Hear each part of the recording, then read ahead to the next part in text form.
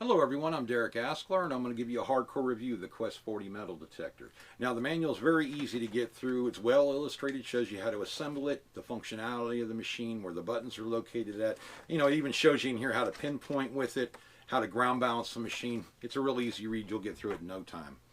It does come with, one of the extras here is wireless headphones.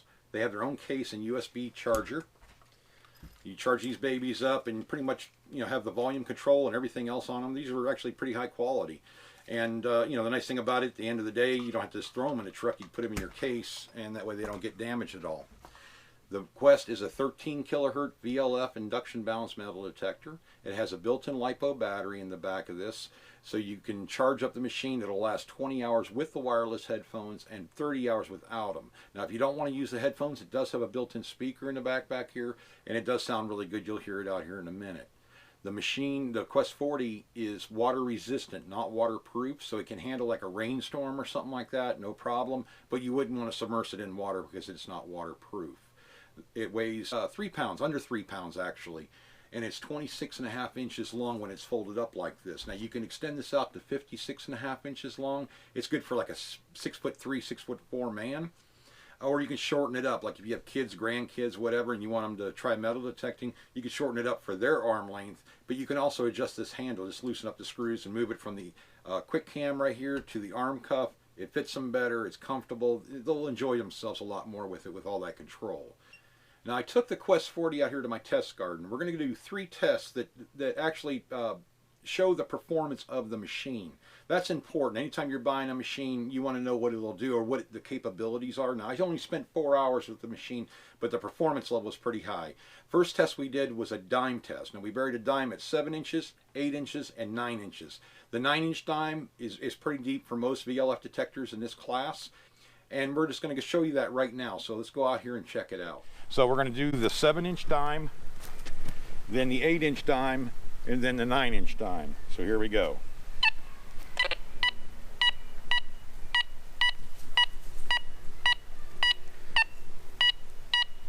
Reading between an 81 and 84. Let's pinpoint it. 7 inches on the meter. This is an 8-inch dime.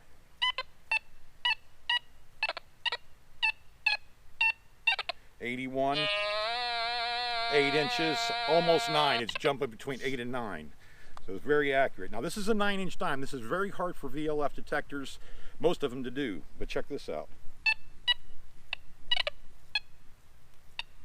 The important thing is to see, come around this side here real quick. I just want them to see this.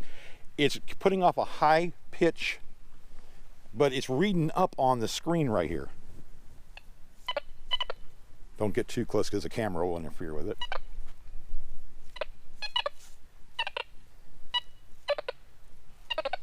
It's giving you a high tweak. Now this is a 9-inch dime, but watch this. 9, 10 inches on a dime. So pinpointing, it's really accurate. It surprised me. Now that was pretty cool. Getting a 7-inch dime, no problem. 8-inch dime, really no problem. 9-inch dime, it was tweaking on it pretty good and it was repeatable. So you would dig that. That's pretty good performance out of a mid-level machine. Now the next test I wanted to run is a gold test. Now I have a 0.9 gram nugget of gold. It's very small. I'll show it to you out there. This machine's able to get it 4 or 5 inches above it. That's really good to show that it can find small gold items. So let's check it out. That's a 0.9 gram nugget of gold. Hopefully you can see that pretty good. All right, let me show you the gold first. Now we're just in a jewelry mode now, listen.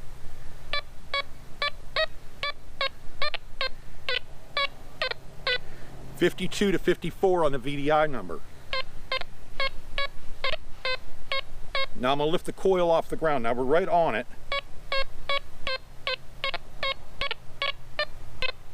I'm a good 4 inches off of it, 5 inches. But it's still giving me between a 49 and a 53 on the VDI number. Pretty accurate. Now the next test I wanted to run was a recovery delay test. It's the amount of time it takes a detector to let go of one target and get to the next target. Now I put dimes, nickels, and pennies out there, and I think I have a few other items, but I did put nails, the iron part of it, in between them. And then I did it taking the nails out of the way so you can hear all the tones of the machine. Let's check that out real quick. I think you're going to be impressed with it. Now this is your recovery delay. Full tones. I have 6 tones on this machine, or I can reduce it down to 1 tone. I prefer full tones because I'm listening for the higher pitched rather than the lower pitched items. Now I do have nails lined up in here too, but listen.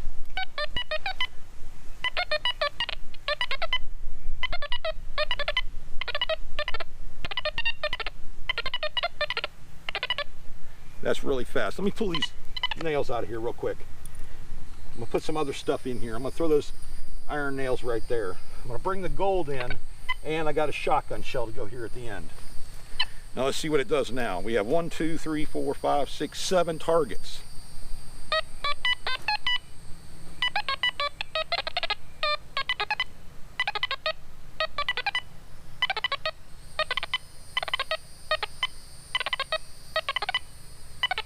That's fast, guys. I'm sorry, that's really fast. Now let me show you something here too. I can take this and I'm gonna pan over here to single tone. Oop, went by it. I'm gonna take it down to 2 tone. Only because I want you to hear it break on the recovery delay. Listen to this.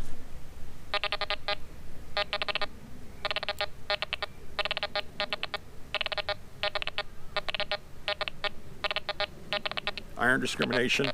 Well, that's the low. Listen to this. That's the lowest tone. That's 2 tone, iron 1, and then everything else is going to have the same other tone. So iron tone.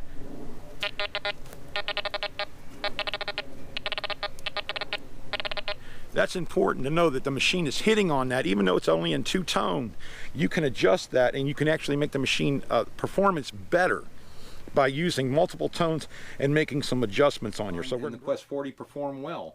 So, you know, this thing also has a mineralization setting on it too. If you're dealing with mineralized ground, you can adjust for it also. The next test I want to show you is this.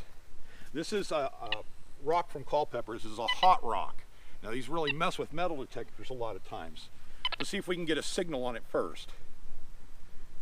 It actually ground, oh, there it is. A little tweak. But this is definitely a hot rock right here. And it'll give a rogue beep once in a while. This is a 69 caliber mini ball from Civil War bullet. I can lay that on top of it. Watch this.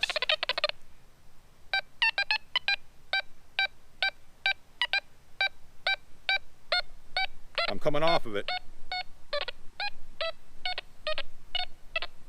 Starts fading out there. That's like 10 inches above it. Let's put it, now that's very hard for a metal detector to do, a VLF. I'm gonna set the bullet on the ground and I'm gonna set the rock, hot rock, on top of it. It's gonna get there. If it gets it at all, that's really good, but listen.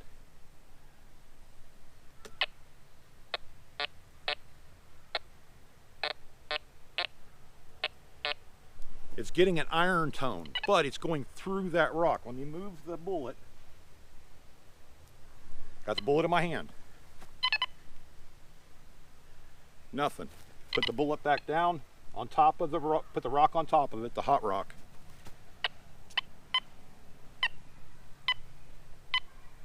That is extremely hard for a VLF detector to do.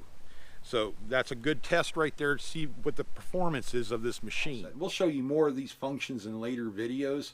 I just wanted to get most of this in one video so you can see basic performance levels of this machine.